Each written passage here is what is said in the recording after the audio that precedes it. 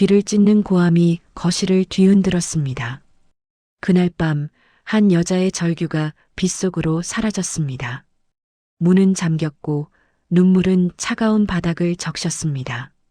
믿지 않았고 끝내 외면했습니다. 사연 시작 전 무료로 할 수 있는 구독과 좋아요와 함께 어디서 듣고 계신지 댓글로 남겨주세요. 비가 내리는 저녁이었습니다. 명숙은 안방 장롱 서랍을 열었다 닫았다를 반복하고 있었죠. 손이 미세하게 떨렸습니다. 양말 사이, 속옷 아래, 손수건 더미 뒤까지 샅샅이 뒤졌지만 그것은 보이지 않았어요. 갈색 봉투, 그 안에 든 500만 원. 이럴 리가 없는데. 명숙의 입술이 바짝 말라 있었습니다. 그 돈은 단순한 돈이 아니었어요. 내일이 남편의 3주기 제사였습니다. 친척들이 모두 모이는 자리죠. 시누이에게 빌린 돈을 갚겠다고 큰 소리쳤던 자신이 부끄럽지 않으려면 반드시 필요한 돈이었어요. 명숙에게 체면은 목숨과도 같았습니다. 남편이 세상을 떠난 후 홀로 이 집안을 지켜온 지 3년. 그녀가 지킬 수 있는 건 자존심뿐이었죠. 은서야, 명숙이 계단을 내려가며 며느리를 불렀습니다. 목소리가 평소보다 낮고 무거웠어요. 거실 소파에 앉아있던 은서가 힘겹게 몸을 일으켰습니다. 임신 8개월, 배가 볼록하게 튀어나와 있었죠. 그녀는 두 손으로 배를 받치며 시어머니에게 다가갔습니다. 네, 어머님. 무슨 일이세요? 내 방에 들어갔었니? 아니요, 오늘 하루 종일 여기 있었어요. 거짓말 마. 명숙의 목소리가 갑자기 날카로워졌습니다. 은서가 깜짝 놀라 한 걸음 뒤로 물러섰어요. 장롱에 넣어둔 돈, 내가 가져갔지? 무슨 돈 말씀이세요? 은서의 얼굴이 하얗게 질렸습니다. 당황한 표정으로 고개를 저었지만 명숙의 눈엔 그마저도 거짓으로 보였어요. 500만 원 말이야. 내일 제사에 쓸 돈이란 말이다. 오늘 아침까지 분명히 있었는데 사라졌어. 이 집에 너밖에 없었잖아. 어머님, 정말 아니에요. 저는 내가 아니면 누가 가져갔어. 준호는 회사 갔고 나는 오전 내내 부녀의 모임에 있었어. 집에 남은 건 너 하나뿐이었다고. 명숙의 두 눈이 이성을 잃은 사람처럼 흔들렸습니다. 어머님, 진짜 아니에요. 저는 이것 봐라. 명숙이 갑자기 은서의 손목을 낚아챘습니다.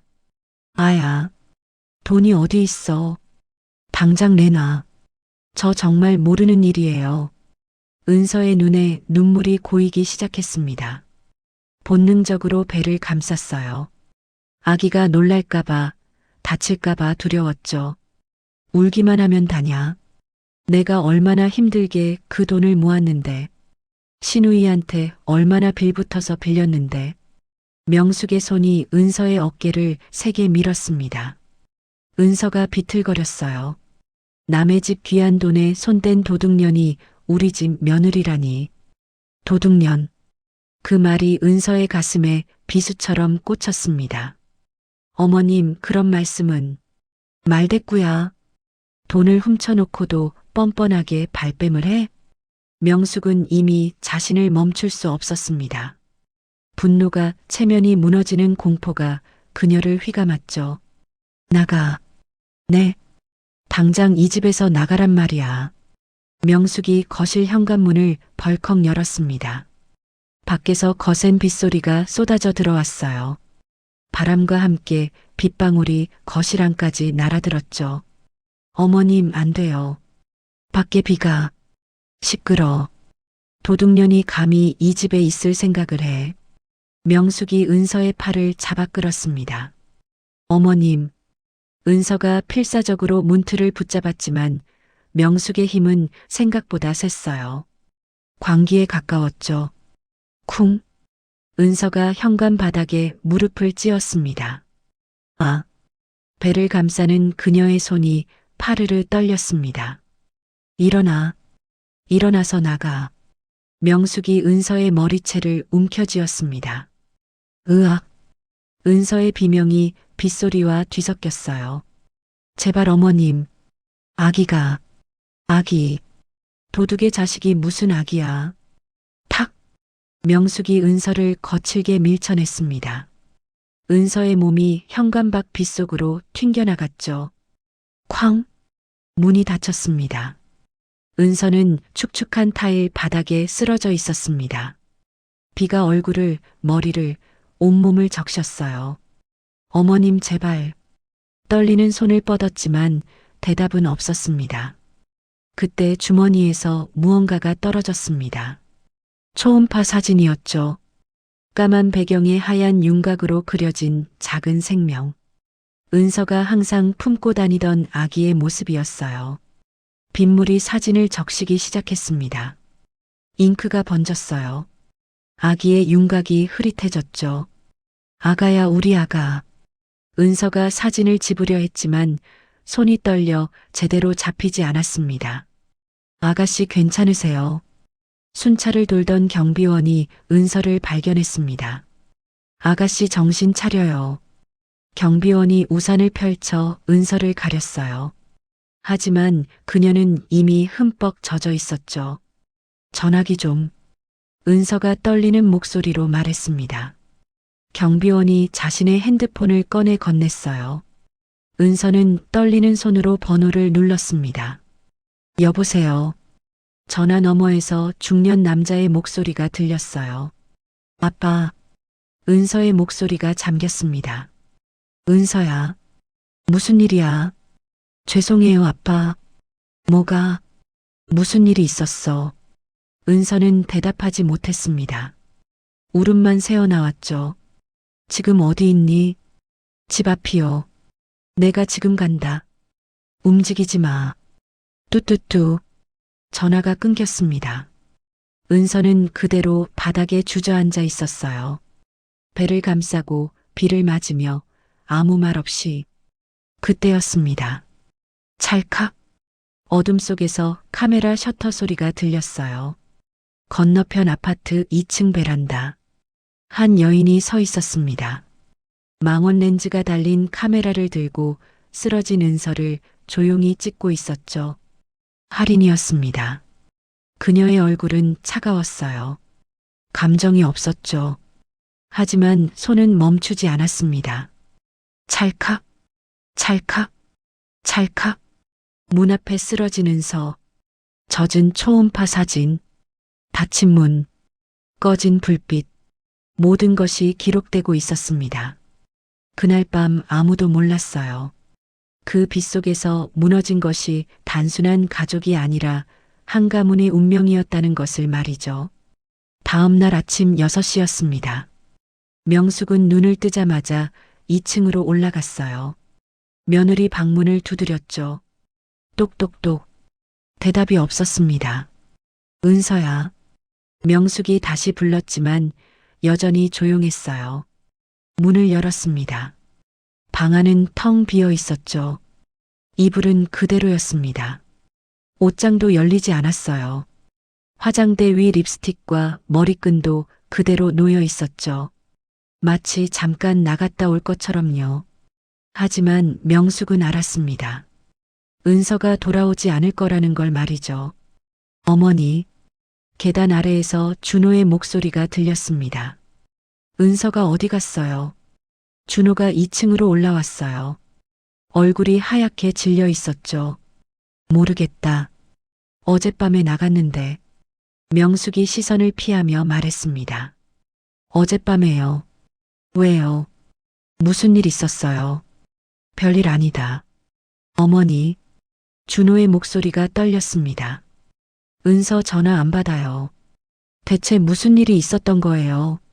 명숙은 입술을 꾹 깨물었습니다. 가슴속에서 무언가가 치밀어 올랐지만 꾹 눌러 참았어요. 내 아내가 돈을 훔쳐갔다. 네. 준호가 믿을 수 없다는 표정으로 시어머니를 바라봤습니다. 500만 원 말이다. 내일 제사에 쓸 돈. 장롱에 넣어뒀는데 사라졌어. 집에 은서밖에 없었단 말이야. 그게 무슨 말씀이세요? 은서가 그럴 리 없잖아요. 없긴 뭐가 없어. 돈이 사라졌는데 내가 어떻게 알아? 명숙의 목소리가 높아졌습니다. 준호는 아무 말도 할 수 없었어요. 고개를 떨구고 한참을 서 있었죠. 찾아봐야겠어요. 준호가 휴대폰을 꺼내 들었습니다. 그만둬. 도망간 애를 찾아서 뭐하게. 어머니. 됐다. 이제 잊어. 내 아내는 원래 그런 애였어. 명숙이 등을 돌려 계단을 내려갔습니다. 뒷모습이 굳어 있었어요. 준호는 그 자리에 멍하니 서 있었습니다. 오전 10시쯤이었습니다. 아파트 정자 앞에 동네 아주머니들이 모여 있었어요. 부녀회장 박말순이 목소리를 낮춰 말했죠. 들었어요. 윤신의 며느리 도망갔대요. 정말이요. 갑자기요. 어젯밤에 나갔다가 안 들어왔대요. 전화도 안 받고. 아이고 임신했는데. 임신이 8개월이나 됐다면서요. 그런데 도망을 가다니. 말순이 주위를 둘러보고는 더 작은 목소리로 속삭였습니다. 돈을 훔쳤대요. 네. 500만 원. 제사 지내려고 모아둔 돈이래요. 어머나. 여자들의 눈이 커졌습니다. 그래서 시어머니가 내쫓았나 봐요. 에이 설마요. 진짜래요. 아까 명숙이가 나한테 직접 얘기했어요. 그때 명숙이 마트 봉지를 들고 지나갔습니다. 여자들이 수군거리는 소리가 들렸지만 못 들은 척했어요. 집으로 돌아온 명숙은 거실 소파에 주저앉았습니다. 가슴이 답답했어요. 숨이 막혔죠. 내가 잘한 거겠지. 명숙이 혼잣말로 중얼거렸습니다. 도둑을 집에 둘 순 없어. 내가 잘한 거야. 하지만 말을 할수록 가슴은 더 무거워졌어요. 오후 2시였습니다. 준호가 며느리 방에 들어갔습니다. 아내의 흔적을 찾고 싶었어요. 침대 옆 작은 서랍을 열었죠. 태교 일기가 있었습니다. 은서의 단정한 글씨가 보였어요. 8개월 2주일째. 오늘 아기가 발길질을 많이 했다. 건강하게 자라주렴. 준호의 눈시울이 붉어졌습니다. 그때 침대 아래에서 무언가 보였어요. 구겨진 종이 한 장이었죠. 준호가 허리를 숙여 집어들었습니다. 초음파 사진이었어요. 하지만 상태가 이상했습니다. 젖은 흔적이 있었고 잉크가 번져 있었죠. 아기의 얼굴 부분이 흐릿했어요. 이게 뭐지? 준호가 사진을 들여다봤습니다. 종이가 물에 젖었다가 마른 것 같았어요. 왜 이게 여기에? 은서는 항상 이 사진을 지갑에 넣고 다녔습니다. 아기를 볼 때마다 기분이 좋아진다며 웃곤 했었죠. 준호의 손이 떨렸습니다. 가슴속에서 불길한 예감이 치밀어 올랐어요. 정말 그랬을까요? 준호가 작은 목소리로 중얼거렸습니다. 은서가 정말 돈을 가져간 걸까요? 대답은 없었습니다. 그저 침묵만 흘렀어요. 오후 4시였습니다. 건너편 아파트 2층 베란다에서 할인이 망원경으로 윤신의 집을 지켜보고 있었습니다. 준호가 며느리 방에서 나오는 게 보였어요. 손에 무언가를 들고 있었죠. 초음파 사진이었습니다. 할인의 입가에 미세한 미소가 번졌어요. 이제 움직여야겠네요. 할인이 가방을 메고 집을 나섰습니다. 저녁 7시였습니다. 윤신의 대문 앞에 할인이 서 있었어요. 주변을 살핀 후 초인종을 눌렀죠. 띵동. 누구세요? 명숙의 목소리가 인터폰 너머로 들렸습니다. 택배요. 택배. 시킨 거 없는데. 윤명숙 고객님 맞으시죠? 확인 좀 부탁드려요. 문이 열렸습니다. 명숙이 나왔어요. 할인은 고개를 숙인 채 서류를 내밀었죠. 여기 서명 좀. 명숙이 고개를 갸우뚱하며 다가왔습니다. 바로 그때였어요. 할인이 2층을 올려다봤죠. 며느리 방 창문이 살짝 열려 있었습니다. 아, 잠깐만요. 물건을 차에 두고 왔네요. 할인이 황급히 돌아섰습니다. 뭐야 저 사람. 명숙이 인상을 쓰며 문을 닫았어요. 할인은 건물 뒤편으로 돌아갔습니다. 비상계단이 보였어요. 2층까지 조용히 올라갔죠. 며느리 방 창문 앞이었습니다. 할인이 장갑을 낀 손으로 창문을 밀었어요. 소리 없이 열렸죠. 방 안으로 들어갔습니다. 침대 위에 초음파 사진이 놓여 있었어요. 준호가 꺼내둔 채 나간 모양이었죠. 할인이 사진을 집어들었습니다. 그리고 자신의 가방 안에 조심스럽게 넣었어요. 증거 확보. 할인이 작게 중얼거렸습니다. 그리고 다시 창문으로 나갔어요. 아무 흔적도 남기지 않고 사라졌죠. 밤 10시였습니다. 할인은 자신의 집 서재에 앉아 있었습니다. 책상 위에는 여러 장의 사진이 펼쳐져 있었어요. 빗속에 쓰러진 은서의 모습, 닫힌 대문, 젖은 초음파 사진, 그리고 방금 가져온 실물 사진까지. 할인이 파일의 사진들을 차곡차곡 정리했습니다. 파일 표지에는 이렇게 적혀 있었어요. 윤명숙 케이스, 증거자료 1호부터 5호.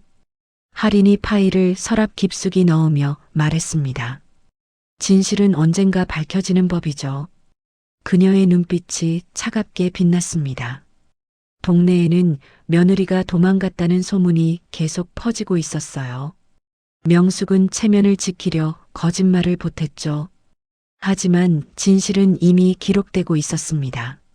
조용히 그리고 철저하게 말이에요. 5년이 흘렀습니다. 2025년 가을이었어요. 낙엽이 아파트 단지를 뒤덮었죠. 명숙은 이제 70살이 됐습니다. 허리가 굽었고 머리는 새하얗게 샜어요. 거울 속 자신의 모습이 낯설었죠. 하지만 변한 건 겉모습만이 아니었습니다. 오전 9시였어요. 현관문을 두드리는 소리가 들렸습니다. 쿵쿵쿵. 명숙이 문을 열었어요. 법원 직원 2명이 서 있었죠. 윤명숙 씨 맞으십니까? 네, 그런데요. 압류 집행 나왔습니다. 신분증 확인 부탁드립니다. 명숙의 손이 떨렸습니다. 이미 알고 있던 일이었지만 막상 닥치니 다리에 힘이 풀렸어요. 직원들이 집 안으로 들어왔습니다. 거실 벽에, 안방 문에, 주방 입구에 빨간 딱지를 붙이기 시작했어요. 압류. 그 글자가 명숙의 눈에 선명하게 들어왔습니다. 1달 안에 퇴거하셔야 합니다. 네. 명숙은 고개를 끄덕일 수밖에 없었어요. 직원들이 나가고 명숙은 거실 소파에 주저앉았습니다. 온몸에 힘이 빠졌죠. 이렇게 되는구나. 명숙이 작게 중얼거렸어요. 5년 전 그날 밤 이후로 모든 게 무너져 내렸습니다. 3년 전부터였어요. 준호가 운영하던 작은 건축자재 회사에 문제가 생기기 시작했죠. 처음엔 거래처 하나가 외상값을 주지 않았습니다. 그 다음엔 직원 월급이 밀렸어요. 준호는 이곳저곳에서 돈을 빌렸죠. 어머니 죄송해요. 조금만 기다려주세요. 준호가 몇 번이나 고개를 숙였습니다. 명숙은 아들을 원망할 수 없었어요. 자신도 책임이 있다는 걸 알았으니까요. 2년 전 봄이었습니다. 준호의 회사가 결국 부도를 냈어요. 밤낮으로 뛰어다니던 준호가 집에 돌아왔을 때 완전히 딴 사람이 돼 있었죠. 눈빛의 생기가 사라졌습니다. 어머니 집을 팔아야 할 것 같아요. 그래라. 명숙은 담담하게 대답했어요. 이미 각오하고 있던 일이었죠. 하지만 집은 팔리지 않았습니다. 빚이 너무 많았어요. 결국 법원 경매로 넘어갔죠. 오늘이 그 마지막 날이었습니다. 오후 2시였어요. 명숙이 2층 며느리 방에 올라갔습니다. 5년 동안 한 번도 들어가지 않았던 방이었죠. 문을 열자 먼지 냄새가 났습니다. 가구들은 그대로였어요. 침대, 옷장, 화장대. 모두 5년 전 그날의 모습 그대로였죠. 명숙이 화장대 서랍을 열었습니다. 립스틱 하나가 굴러다니고 있었어요. 은서가 쓰던 거였죠. 미안하다. 명숙이 립스틱을 손에 쥐며 중얼거렸습니다. 침대 옆 작은 서랍을 열었어요. 태교 일기가 나왔습니다. 오늘 아기가 발길질을 했다. 건강하게 자라주렴. 은서의 글씨가 보였어요. 정성스럽고 단정한 글씨였죠. 명숙의 눈시울이 붉어졌습니다. 내가 뭘 한 거야? 명숙이 일기를 가슴에 안았어요. 눈물이 흘러내렸죠. 저녁 6시였습니다. 명숙이 동네 슈퍼에 갔어요. 라면 몇 개를 집어들고 계산대로 갔죠. 주인 아주머니가 물건값을 받으며 말했습니다. 요즘 힘드시죠? 네. 아들분 사업이 안 됐다면서요. 그렇습니다. 명숙이 짧게 대답했어요. 슈퍼 앞 의자에 동네 아주머니 둘이 앉아 있었습니다. 명숙이 지나가자 수군거리는 소리가 들렸어요. 저 집 망한 거 당연한 거 아니겠어.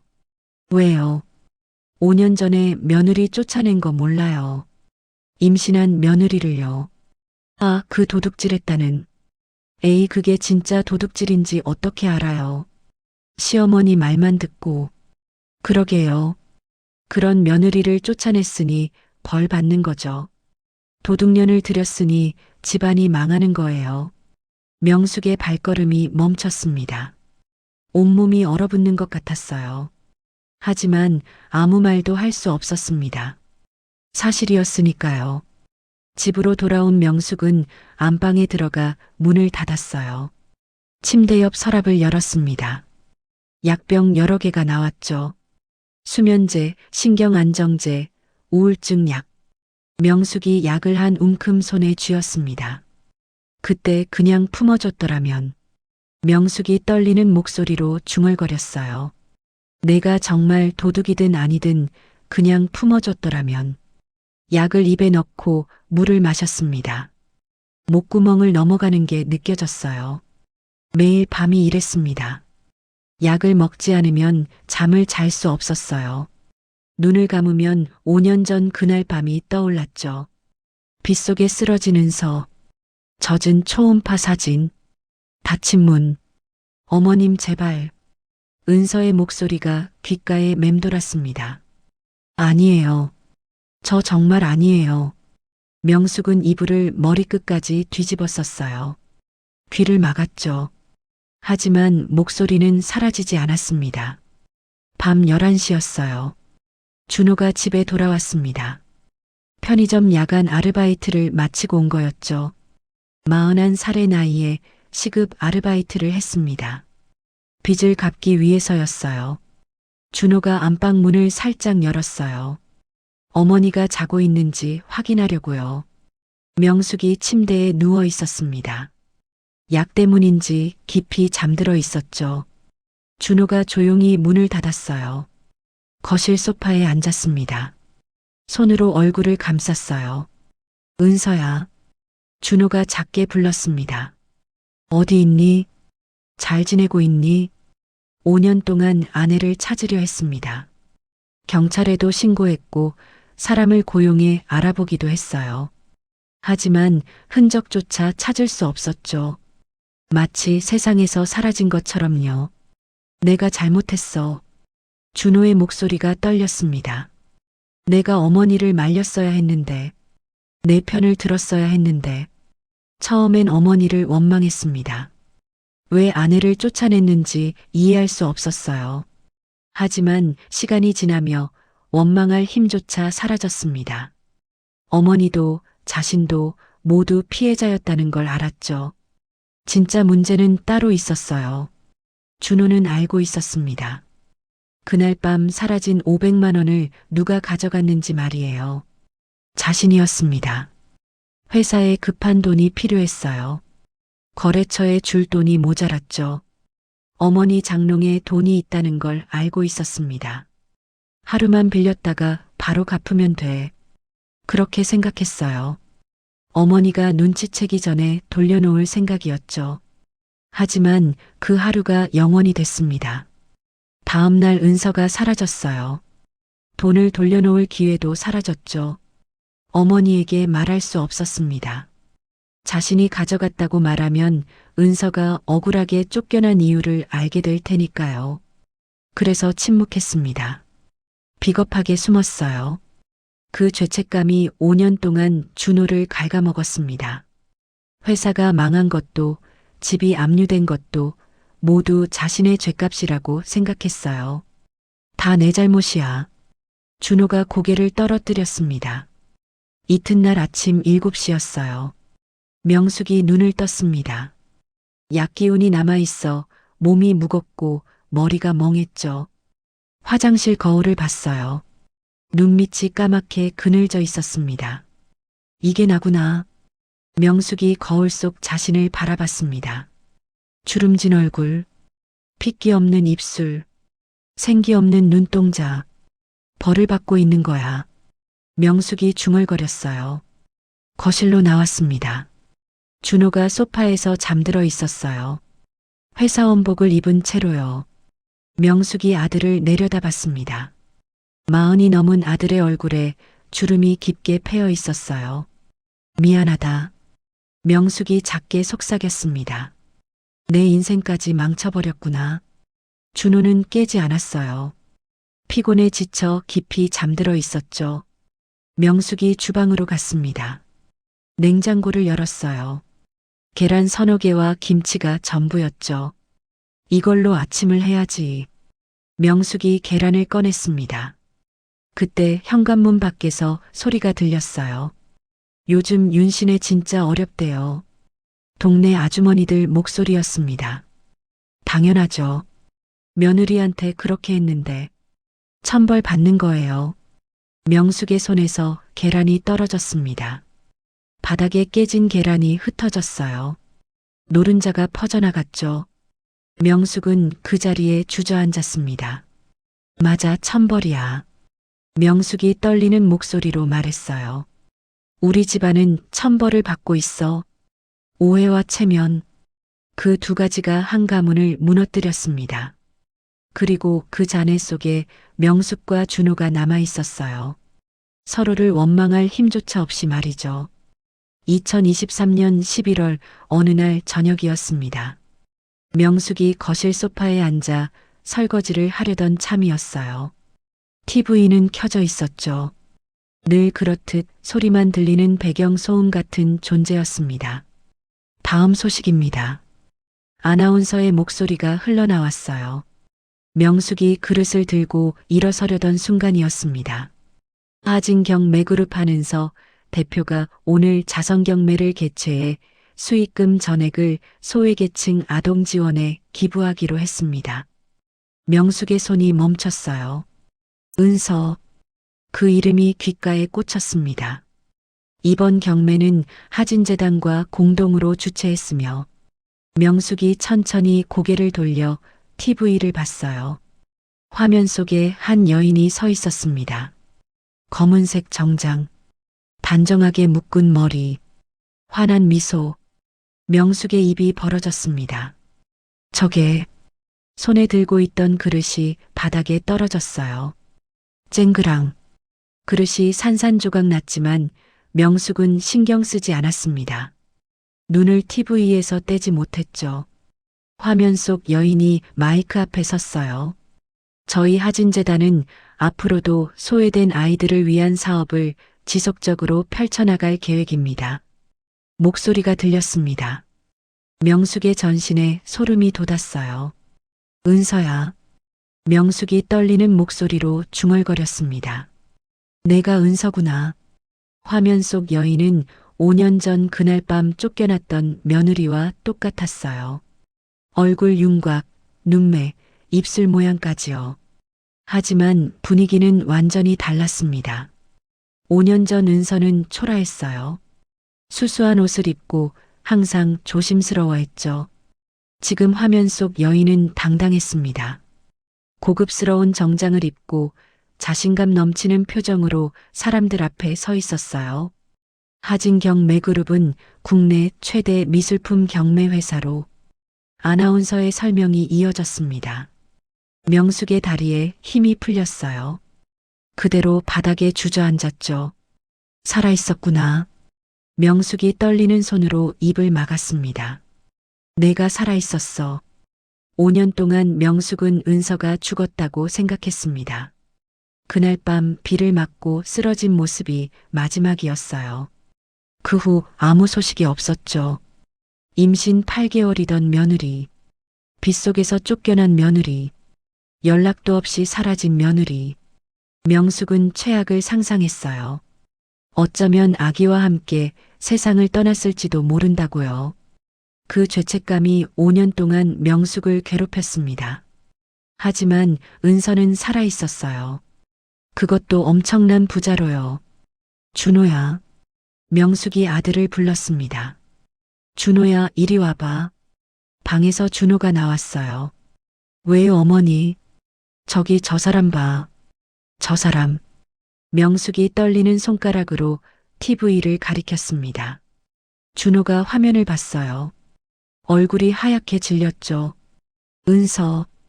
준호의 입에서 아내의 이름이 새어나왔습니다. 저게 정말 은서예요. 준호가 TV 앞으로 다가갔어요. 화면을 뚫어지게 바라봤죠. 맞아요.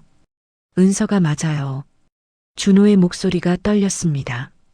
화면이 바뀌었어요. 경매장 내부가 보였죠. 화려한 샹들리에 아래 고급스러운 의자들이 놓여 있었습니다. 은서가 단상에 서서 경매 망치를 들고 있었어요. 이 작품의 낙찰가는 2억 5천만 원입니다. 은서가 망치를 내렸습니다. 탁! 우렁찬 소리가 울려 퍼졌어요. 사람들이 박수를 쳤습니다. 준호가 그 자리에 주저앉았어요. 내가 뭘 한 거야? 준호가 머리를 감싸쥐었습니다. 저렇게 대단한 사람이었는데 내가 도대체 뭘 한 거야? 명숙은 아무 말도 할 수 없었어요. 화면 하단에 자막이 떴습니다. 하진경 매그룹 한은서 대표, 하진재단 설립자, 하진재단. 그 이름이 명숙의 눈에 들어왔어요. 하진. 명숙이 그 이름을 소리내어 읽었습니다. 하진이라고. 어디선가 들어본 것 같았어요. 낯설지 않은 이름이었죠. 그때 기억이 떠올랐습니다. 5년 전 그날, 며느리의 방에 있던 태교일기. 우리 아기 이름은 하진이로 지을까 생각 중이다. 은서가 쓴 글이었어요. 아기 이름. 명숙의 입술이 파르르 떨렸습니다. 하진이 아기 이름이었구나. 그렇다면 하진재단은 그 아이를 기리기 위해 만든 거였을까요? 명숙의 가슴이 철렁 내려앉았어요. 아기가 죽었구나. 명숙이 떨리는 목소리로 말했습니다. 그날 밤 내가 쫓아낸 후에 아기가 죽은 거야. 명숙의 눈에서 눈물이 쏟아졌습니다. 내가 죽인 거야. 내가 우리 손주를 죽인 거야. 준호도 울고 있었어요. 소리 없이 눈물을 흘렸죠. TV에서는 계속 뉴스가 나왔습니다. 한은서 대표는 하진그룹 한도연 회장의 외동딸로 알려져 있습니다. 아나운서가 말했어요. 한도연 회장. 명숙이 그 이름을 되뇌었습니다. 하진그룹이라고.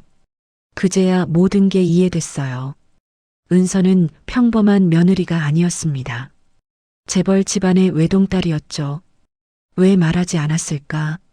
명숙이 중얼거렸어요. 왜 자기가 재벌 딸이라고 말하지 않았을까? 준호가 대답했습니다. 사랑 때문이었겠죠. 준호의 목소리가 쓰라렸어요. 평범하게 살고 싶었던 거예요. 돈 때문이 아니라 진짜 사랑으로 만나고 싶었던 거죠. 명숙은 아무 말도 할 수 없었습니다. 며느리가 얼마나 순수한 마음이었는지 이제야 알았어요. 신분을 숨기고 평범한 삶을 살려 했던 거였죠. 하지만 자신은 그런 며느리를 도둑으로 몰아 쫓아냈습니다. 내가 미쳤었구나. 명숙이 바닥을 주먹으로 쳤어요. 정말 미쳤었어. TV 화면이 다시 바뀌었습니다. 은서가 기자들 앞에서 인터뷰를 하고 있었어요. 대표님 하진재단을 만드신 특별한 이유가 있나요? 기자가 물었습니다. 은서가 잠시 침묵했어요. 얼굴에 슬픔이 스쳤죠. 제가 잃어버린 소중한 존재를 기억하기 위해서입니다. 은서의 목소리가 떨렸어요. 하진이는 제 아이의 이름이었습니다. 이 세상에 태어나지 못한 아이죠. 명숙의 가슴이 찢어지는 것 같았습니다. 그 아이를 대신해서 다른 아이들에게 희망을 주고 싶었습니다. 은서가 미소 지었어요. 하지만 그 미소 뒤에 깊은 슬픔이 숨어 있었죠. 모든 아이들이 사랑받고 보호받는 세상을 만들고 싶습니다. 은서의 말이 끝나자 기자들이 박수를 쳤어요. 명숙은 그 자리에서 일어날 수가 없었습니다. 용서해 주세요. 명숙이 TV 화면을 향해 두 손을 모았어요. 제발 용서해 주세요, 은서야. 하지만 화면 속 은서는 명숙을 볼 수 없었죠. 뉴스가 끝나고 광고가 나왔습니다. 명숙과 준호는 한참 동안 그 자리에 앉아 있었어요. 아무 말도 하지 않았죠. 시계가 8시를 가리켰습니다. 준호가 먼저 입을 열었어요. 찾아가야 할까요? 뭐라고? 은서한테요. 찾아가서 사과해야 할까요? 명숙이 고개를 저었습니다. 안 돼. 왜요? 우리가 무슨 낯짝으로 찾아가니? 명숙의 목소리가 떨렸어요. 5년 전 그날 밤 내가 한 짓을 생각해봐. 도둑으로 몰아서 빗속에 쫓아낸 거야. 임신한 몸으로 말이야. 명숙이 눈물을 닦았어요. 그 아이는 우리를 용서하지 않을 거야. 아니, 용서해선 안 돼. 준호는 아무 말도 하지 못했습니다. 명숙이 일어서서 안방으로 들어갔어요. 침대에 누워 천장을 바라봤죠. 은서야. 명숙이 작게 불렀습니다. 내가 잘 살고 있어서 다행이야. 눈물이 흘러내렸어요. 미안하다. 정말 미안해. 하지만 그 사과는 명숙의 가슴 속에만 머물렀습니다. 은서에게 닿을 수 없었죠. 그날 밤 명숙은 잠을 이루지 못했어요. TV 속 은서의 모습이 계속 떠올랐습니다. 당당하고 아름다운 모습, 자신감 넘치는 목소리, 사람들의 박수를 받는 모습, 그리고 하진재단이라는 이름, 잃어버린 아이를 기억하기 위한 이름. 다 내 탓이야. 명숙이 중얼거렸어요. 다 내가 잘못한 거야. 운명이 다시 움직이기 시작했습니다. 5년 전 그날 밤 끊어졌던 인연이 다시 이어지려 하고 있었어요. 하지만 그 인연이 어떤 모습으로 돌아올지는 아무도 몰랐습니다. 2023년 12월 3일 오후 2시였습니다. 명숙이 법원 경매 담당 사무실 앞에 서 있었어요. 손에 서류 봉투를 꼭 쥐고 있었죠. 들어가야지. 명숙이 작게 중얼거리며 문을 열었습니다. 사무실 안은 한산했어요. 직원 한 명이 컴퓨터 앞에 앉아 있었죠. 무슨 일로 오셨습니까? 집 경매건으로 왔습니다. 윤명숙입니다. 아, 윤명숙 씨. 잠시만요. 직원이 서류를 뒤적였어요. 몇 장을 꺼내 명숙에게 건넸죠. 여기 확인 좀 해주세요. 명숙이 서류를 받아들었습니다. 손이 떨렸어요. 낙찰 확정 통지서라고 적혀 있었죠. 낙찰자가 누구입니까? 명숙이 물었습니다. 직원이 화면을 확인했어요. 하진재단입니다. 명숙의 손에서 서류가 떨어질 뻔했습니다. 뭐라고요? 하진재단이요. 비영리 법인이라 절차가 좀 복잡했는데 다 처리됐습니다. 명숙의 입술이 바짝 말랐어요. 가슴이 두근거렸죠. 언제 소유권이 넘어갑니까? 이미 넘어갔습니다. 오늘 오후 4시에 인수인계 미팅이 있어요. 참석하셔야 합니다. 어디서요? 강남에 있는 하진재단 본사입니다. 주소 여기 있어요. 직원이 명함 하나를 건넸습니다. 명숙이 명함을 받아들었어요. 손이 부들부들 떨렸죠. 알겠습니다. 명숙이 사무실을 나왔습니다. 복도에 서서 명함을 내려다봤어요. 하진재단 서울시 강남구. 그 글자들이 눈에 들어왔습니다. 은서를 만나게 되는구나. 명숙이 중얼거렸어요. 5년 만에 가슴이 조여왔습니다. 두렵기도 하고 떨리기도 했어요. 오후 3시 40분이었습니다. 명숙이 택시에서 내렸어요. 눈앞에 높은 빌딩이 서 있었죠. 하진재단 빌딩. 입구에 금색 글자로 적혀 있었습니다. 명숙이 로비로 들어갔어요. 대리석 바닥이 반질반질 빛났죠. 천장에는 거대한 샹들리에가 걸려 있었습니다. 어디 오셨어요? 안내 데스크 직원이 물었습니다. 윤명숙입니다. 4시에 약속이 있어요. 네. 3층 회의실로 올라가시면 됩니다. 고맙습니다. 명숙이 엘리베이터를 탔어요. 거울에 비친 자신의 모습이 보였죠. 낡은 코트, 헝클어진 머리, 주름진 얼굴. 초라하구나.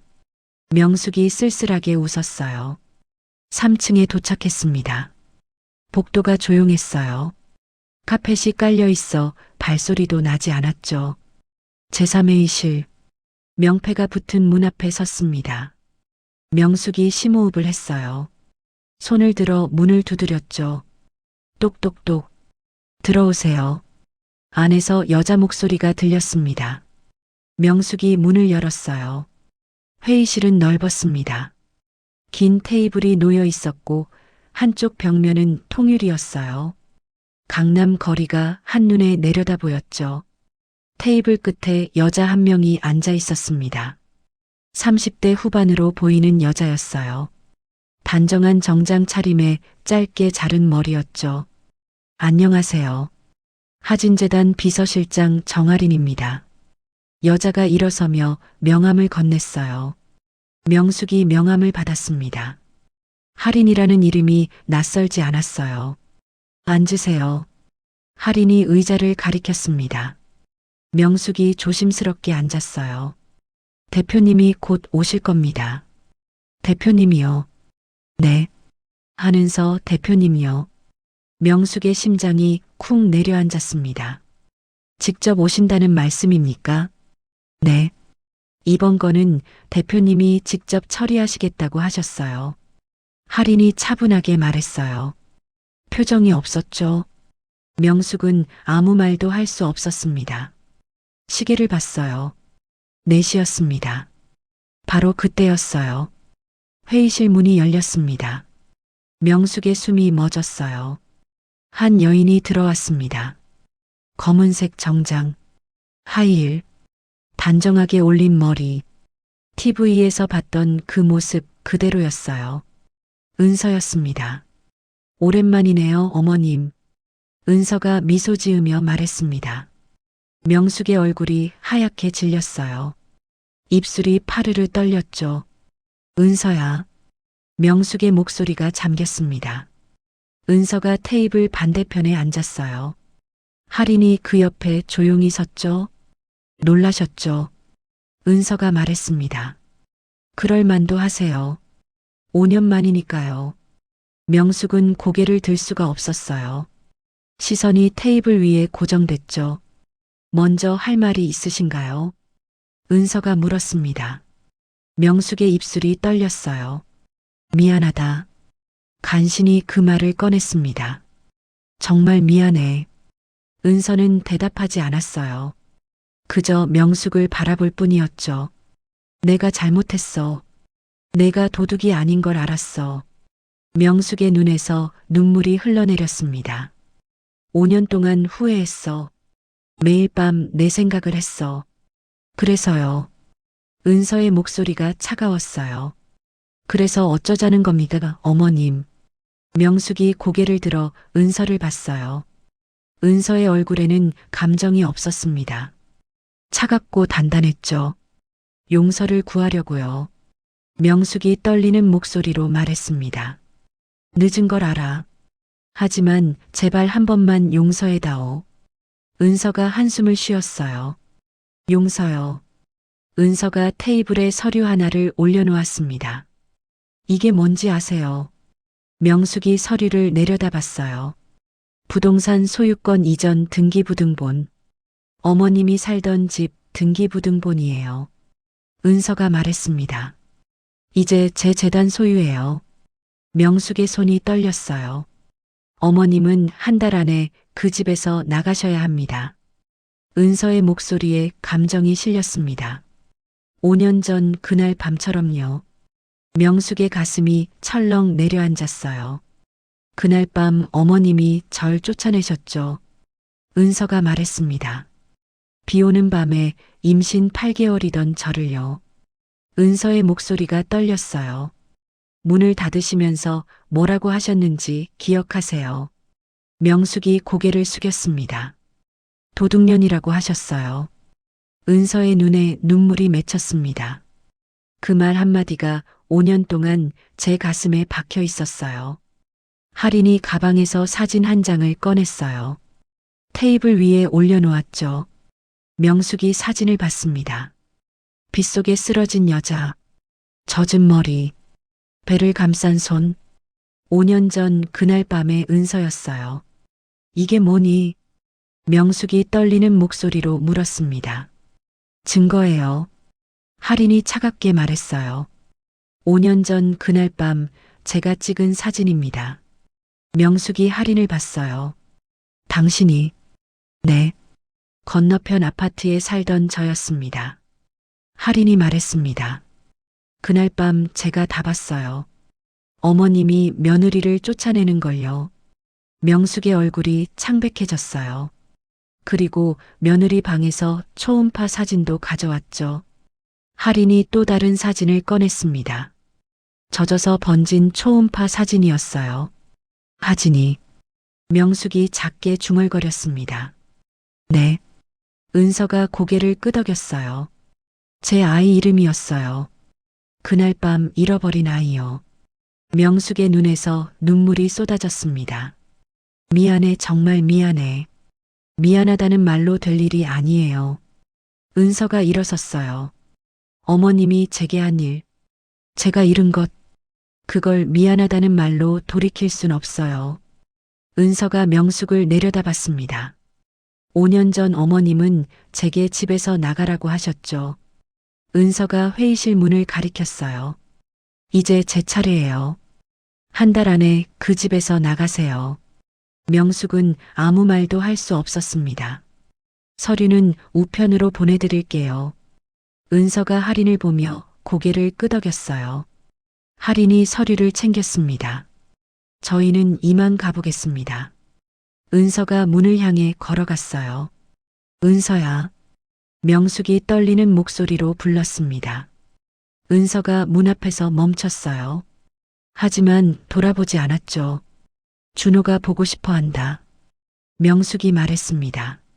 내 남편이 널 찾고 있어. 은서의 어깨가 미세하게 떨렸어요. 그 사람한테 전해주세요. 은서가 차갑게 말했습니다. 이제 남이라고요. 문이 닫혔습니다.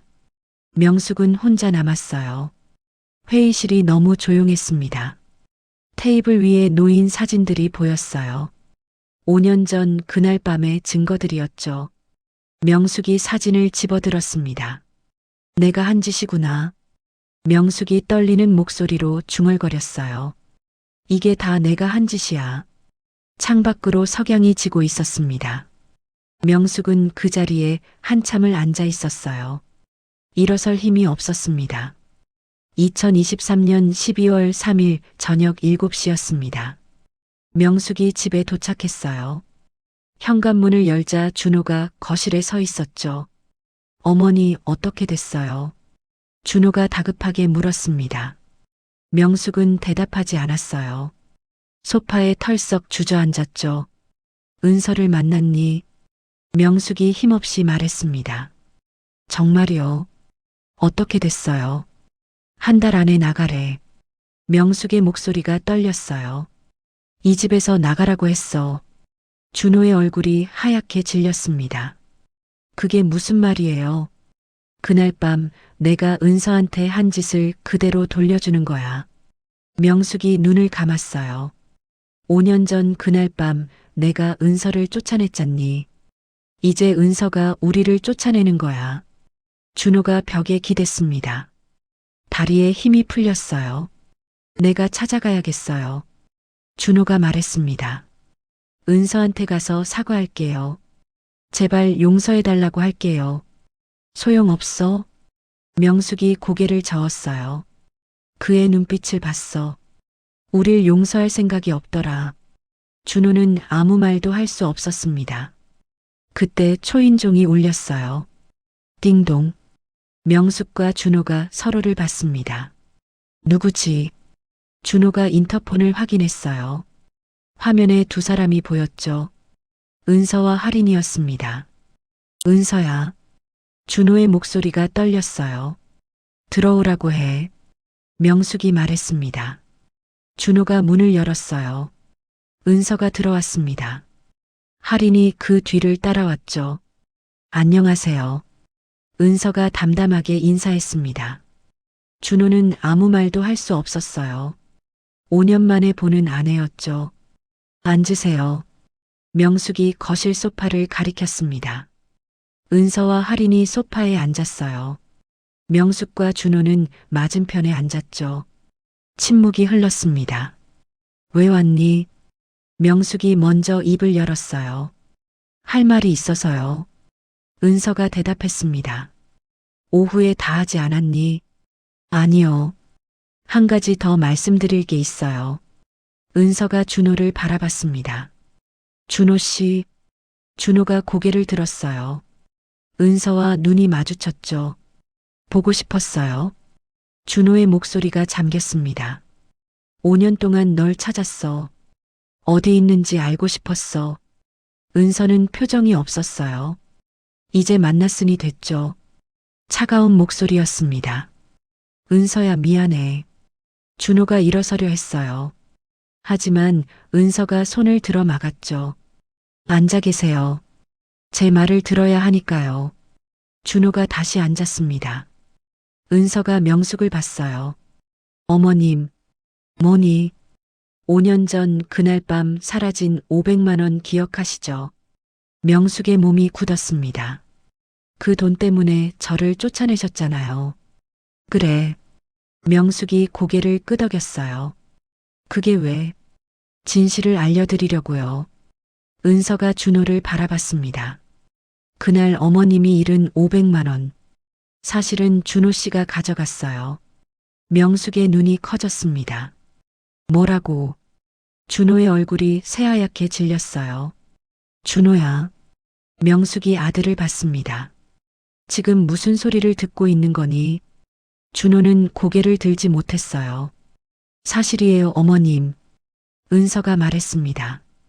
준호 씨가 회사 운영 자금이 필요해서 가져간 거예요.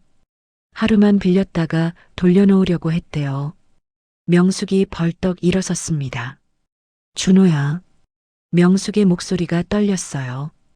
고개를 들어. 나를 봐. 준호가 천천히 고개를 들었습니다.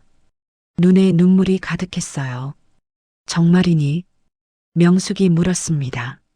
내가 그 돈을 가져간 거니? 준호가 고개를 끄덕였습니다.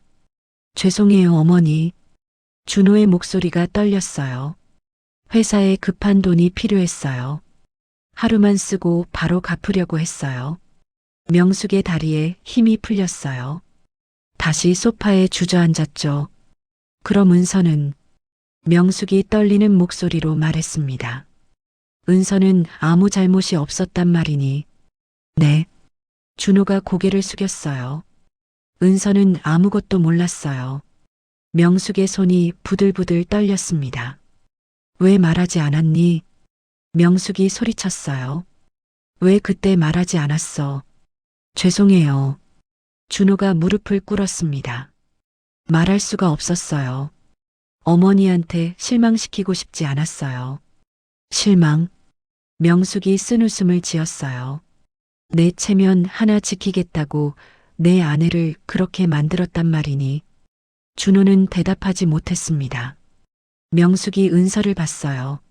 넌 알고 있었니? 나중에 알았어요. 은서가 담담하게 대답했습니다. 그날 밤 아버지가 저를 데려갔어요. 병원에 입원했죠. 은서의 목소리가 떨렸어요. 이틀 후에 아기를 잃었어요. 명숙의 눈에서 눈물이 쏟아졌습니다. 그때 아버지가 사람을 시켜서 알아보셨어요. 그날 밤에 무슨 일이 있었는지요. 할인이 가방에서 서류를 꺼냈어요. 이게 당시 준호 씨 회사 통장 기록이에요. 할인이 서류를 테이블 위에 올려놓았습니다. 그날 오후 3시에 500만 원이 인출됐어요. 준호 씨 명의로요. 명숙이 서류를 집어들었어요. 손이 떨렸죠. 2020년 12월 15일 오후 3시 11분. 인출 금액 500만 원. 선명하게 적혀 있었습니다. 그날이 명숙이 중얼거렸어요. 그날이 맞구나.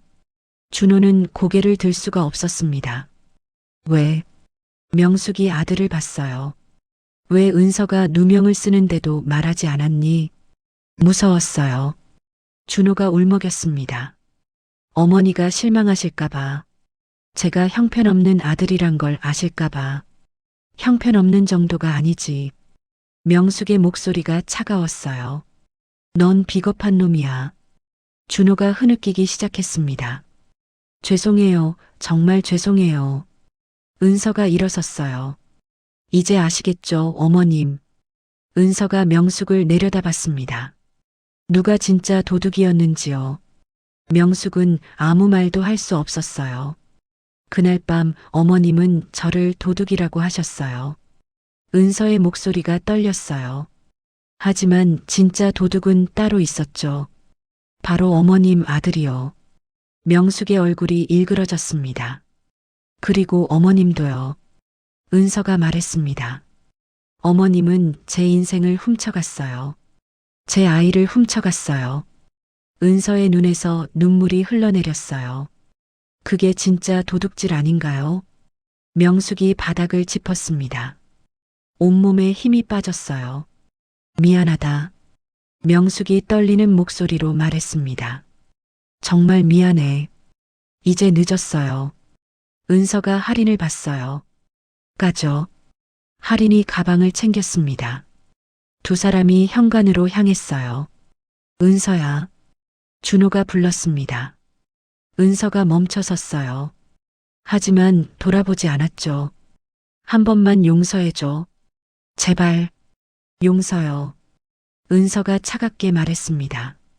5년 전 그날 밤 준호 씨도 저한테 그렇게 말했어야죠. 은서가 문을 열었어요. 대신 준호 씨는 침묵했어요. 비겁하게요. 문이 닫혔습니다. 거실이 조용해졌어요.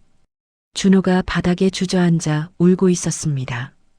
명숙은 소파에 앉아 멍하니 허공을 바라봤어요. 내가 뭘 한 거야? 명숙이 떨리는 목소리로 중얼거렸습니다. 내 체면 때문에, 내 자존심 때문에. 명숙의 손이 떨렸어요. 죄 없는 아이를 쫓아냈구나. 준호가 어머니를 봤습니다. 어머니, 말하지 마. 명숙이 손을 들었어요. 너도 나도 똑같아. 둘 다 비겁한 인간이야. 명숙이 일어섰습니다. 안방으로 들어가 문을 닫았어요. 침대에 누워 천장을 바라봤습니다. 체면. 명숙이 중얼거렸어요. 체면이 뭐라고. 눈물이 흘러내렸습니다. 5년 동안 지켜온 자존심. 체면. 오만. 그 모든 것이 한순간에 무너져 내렸어요. 진짜 도둑은 자신의 아들이었습니다. 그리고 자신도 도둑이었죠. 며느리의 인생을, 손주의 생명을 훔쳐간 도둑이었어요. 내가 미쳤었구나. 명숙이 이불을 뒤집어 썼습니다. 정말 미쳤었어. 거실에서 준호의 흐느끼는 소리가 들렸어요. 하지만 명숙은 나가지 않았습니다. 아들을 위로할 자격도 없었으니까요. 그날 밤 두 사람은 각자의 방에서 울었습니다. 죄책감과 후회, 그리고 돌이킬 수 없는 과거 때문에요. 2023년 12월 10일 오전 10시였습니다. 명숙이 하진재단 앞에 서 있었어요. 일주일 만이었죠. 지난 일주일 동안 명숙은 잠을 제대로 자지 못했습니다. 눈을 감으면 은서의 얼굴이 보였어요. 그리고 들리지 않던 목소리가 들렸죠. 그날 빗속에서 아이를 잃었어요. 은서가 마지막으로 한 말이었습니다. 명숙은 더 이상 견딜 수 없었어요. 진실을 알아야 했죠. 로비로 들어갔습니다. 어디 오셨어요? 안내 직원이 물었어요. 한은서 대표님을 뵙고 싶습니다. 약속 있으세요? 없습니다. 하지만 꼭 만나야 해요. 명숙의 목소리가 떨렸어요. 직원이 전화기를 들었습니다. 누군가와 통화를 했죠. 3층으로 올라가세요. 고맙습니다. 명숙이 엘리베이터를 탔어요. 3층 복도를 지나 은서의 사무실 앞에 섰습니다. 문이 열려 있었어요. 안에서 은서가 서류를 보고 있었죠. 들어오세요. 은서가 고개를 들지 않고 말했습니다. 명숙이 조심스럽게 들어갔어요. 앉으세요. 은서가 맞은편 의자를 가리켰습니다. 명숙이 앉았어요. 두 사람 사이에 책상이 놓여 있었죠. 은서가 서류를 내려놓고 명숙을 봤습니다. 무슨 일로 오셨어요? 할 말이 있어서 왔어. 명숙이 떨리는 목소리로 말했습니다. 지난번에 내가 한 말이 있잖니. 그날 밤 아이를 잃었다고. 은서의 표정이 굳었어요. 그게 궁금하셔서 오셨어요. 아니. 명숙이 고개를 저었어요. 알아야 할 것 같아서. 내가 무슨 짓을 한 건지 제대로 알아야 할 것 같아서. 은서가 한숨을 쉬었습니다. 알고 싶으세요? 응. 들으면 후회하실 텐데요. 이미 후회하고 있어. 명숙이 말했습니다. 제대로 후회하고 싶어. 은서가 잠시 침묵했어요. 그리고 입을 열었죠. 그날 밤 아버지가 절 데려갔어요.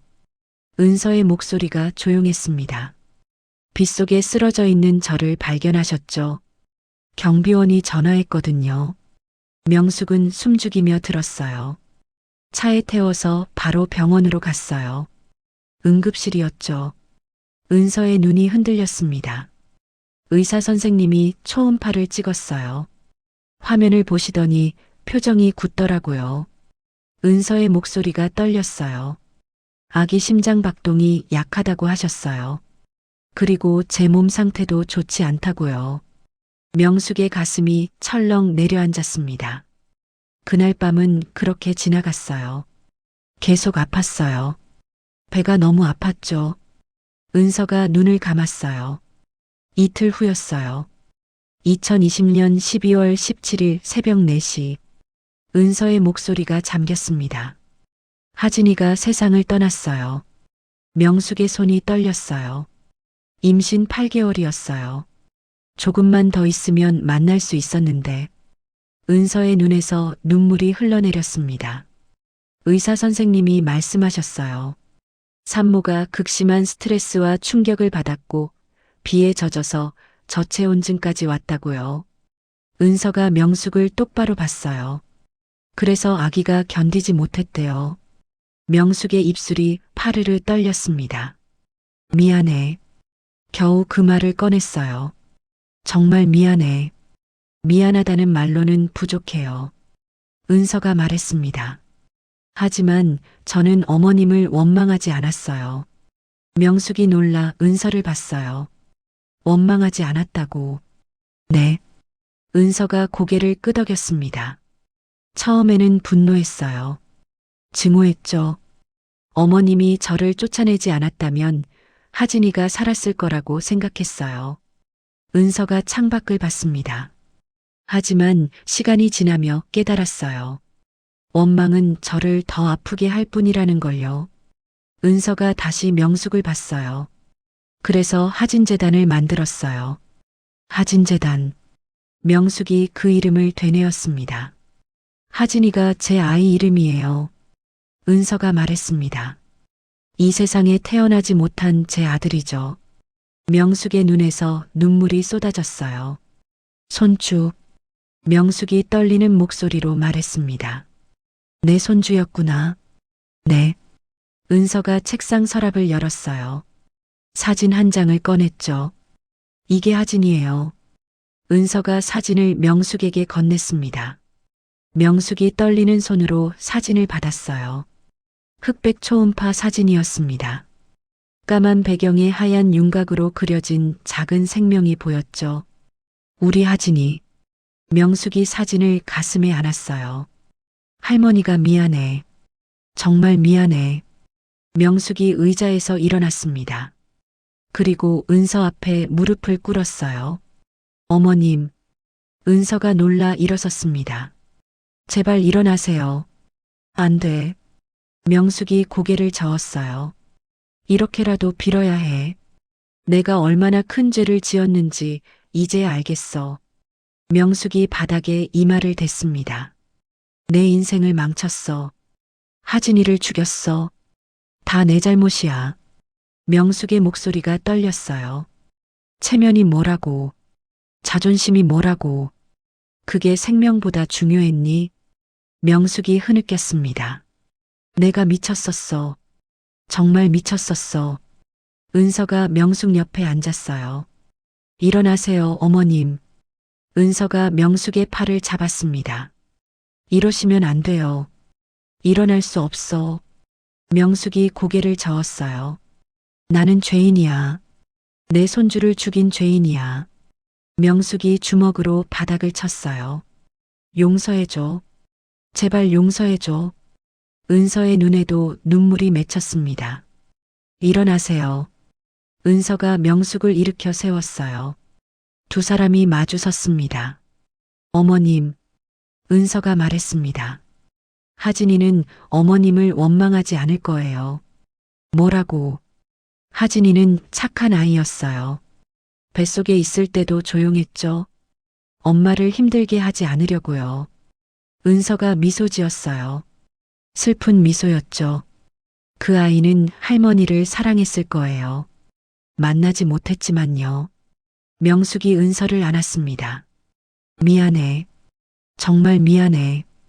명숙이 은서의 등을 쓰다듬었어요. 내가 너무 어리석었어. 두 사람은 한참을 그렇게 서 있었습니다. 눈물을 흘리며 서로를 안고요. 시간이 흘렀어요. 명숙이 먼저 몸을 떼었습니다. 하진재단 이야기 좀 해줄래? 명숙이 물었어요. 왜 만들었는지. 은서가 의자에 앉았습니다. 명숙도 앉았죠. 하진이를 잃고 나서 생각했어요. 은서가 말했습니다. 이 세상엔 하진이처럼 태어나지 못한 아이들이 많다고요. 그리고 태어났지만 사랑받지 못하는 아이들도 많고요. 은서가 창밖을 봤어요. 하진이 대신 그 아이들을 사랑하고 싶었어요. 하진이가 받지 못한 사랑을 나눠주고 싶었죠. 그래서 재단을. 네. 은서가 고개를 끄덕였습니다. 매년 하진이 기일인 12월 17일에 큰 자선 행사를 해요. 그 수익금으로 소외된 아이들을 돕죠. 명숙이 눈물을 닦았어요. 하진이가 자랑스러워하겠다. 그랬으면 좋겠어요. 은서가 미소 지었습니다. 하진이 엄마가 잘하고 있다고 생각해줬으면 좋겠어요. 명숙이 은서의 손을 잡았습니다. 잘하고 있어. 정말 잘하고 있어. 명숙의 목소리가 따뜻했어요. 하진이가 하늘에서 엄마를 지켜보고 있을 거야. 은서가 고개를 끄덕였습니다. 두 사람은 한참을 말없이 앉아 있었어요. 그날 명숙의 죄책감이 참회로 변했습니다. 그리고 은서의 상처가 조금씩 아물기 시작했어요. 용서의 첫걸음이었습니다. 오후 2시였습니다. 명숙이 사무실을 나섰어요. 은서가 문 앞까지 배웅했죠. 조심히 들어가세요. 응. 고마워. 명숙이 돌아서려다 멈췄어요. 은서야. 네. 하진이 기일에 내가 가도 될까? 명숙이 조심스럽게 물었습니다. 손주한테 인사하고 싶어? 은서가 잠시 망설였어요. 그리고 고개를 끄덕였죠. 오세요. 고마워. 명숙이 엘리베이터에 탔어요. 문이 닫히기 전 은서를 봤습니다. 은서가 작게 웃고 있었어요. 명숙도 미소 지었습니다. 그날 두 사람은 조금씩 가까워졌어요. 아직 갈 길이 멀었지만 첫걸음을 뗀 거였죠. 2023년 12월 13일 밤 10시였습니다. 명숙이 거실 식탁에 앉아 있었어요. 앞에는 흰 편지지와 펜이 놓여 있었죠. 1시간째 앉아 있었지만 한 글자도 쓰지 못했습니다. 무슨 말을 어떻게 해야 할지 몰랐어요. 뭐라고 써야 하지? 명숙이 중얼거렸습니다. 펜을 들었어요. 편지지에 갖다 댔죠. 하지만 손이 떨려서 글자가 제대로 써지지 않았습니다. 명숙이 펜을 내려놓았어요. 눈을 감고 심호흡을 했죠. 진심을 쓰면 돼. 명숙이 스스로에게 말했습니다. 꾸밈없이 그냥 진심만 쓰면 돼. 다시 펜을 들었어요. 이번엔 떨리지 않았죠. 첫 줄을 썼습니다. 은서에게. 명숙의 손이 움직이기 시작했어요. 어떻게 시작해야 할지 모르겠구나. 5년 동안 하고 싶었던 말이 너무 많은데 막상 펜을 들으니 아무 말도 떠오르지 않는다. 명숙이 잠시 멈췄어요. 눈물이 편지지에 떨어질 뻔했죠. 눈물을 닦고 계속 썼습니다. 그날의 비가 내 가슴에서 멈춘 적이 없단다. 5년 동안 단 하루도 잊은 적이 없어. 빗속에 쓰러진 내 모습이 밤마다 내 꿈에 나타났지. 명숙의 손이 떨렸어요. 하지만 멈추지 않았죠. 미안하다는 말로는 부족하다는 걸 안다. 하지만 그 말밖에 할 수 없구나. 정말 미안해. 너무너무 미안해. 편지지 한 장이 가득 찼습니다. 명숙이 새 종이를 꺼냈어요. 하진이 이야기를 들었을 때 내 가슴이 찢어지는 것 같았다.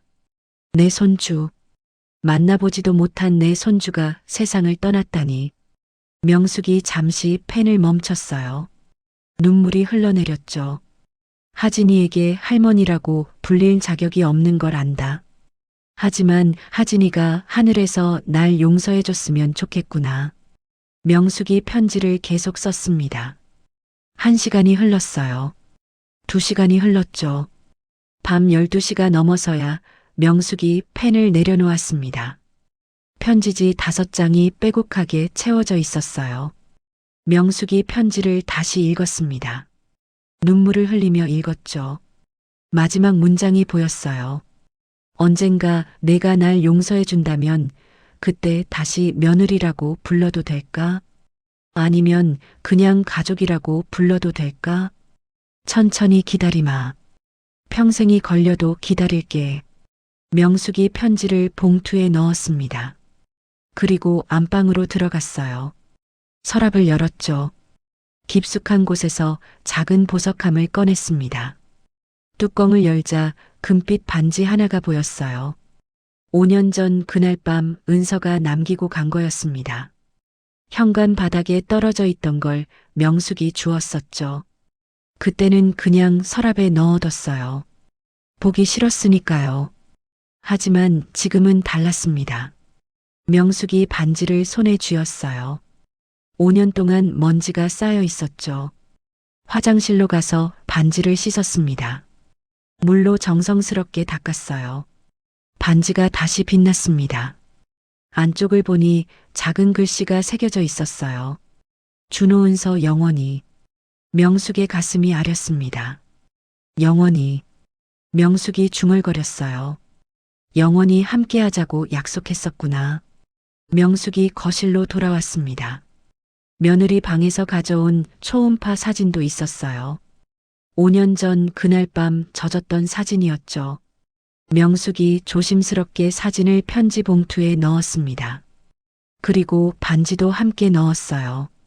봉투에 이름을 썼죠. 한은서에게. 명숙이 봉투를 가슴에 안았습니다. 전해지길. 명숙이 작게 기도했어요. 내 진심이 전해지길. 다음 날 아침 9시였습니다. 명숙이 하진재단으로 편지를 들고 갔어요. 로비 안내 데스크에 섰습니다. 한은서 대표님께 전해주실 수 있나요? 명숙이 봉투를 건넸어요. 네, 전달해 드릴게요. 직원이 봉투를 받았습니다. 꼭 본인 손에 전달해 주세요. 알겠습니다. 명숙이 고개를 숙였어요. 고맙습니다. 그리고 건물을 나왔죠. 오후 2시였습니다. 은서가 사무실에 앉아 있었어요. 할인이 들어왔죠. 대표님 편지 왔습니다. 할인이 봉투를 건넸어요. 은서가 봉투를 받았습니다. 발신인을 봤죠. 윤명숙. 은서의 손이 잠깐 멈췄어요.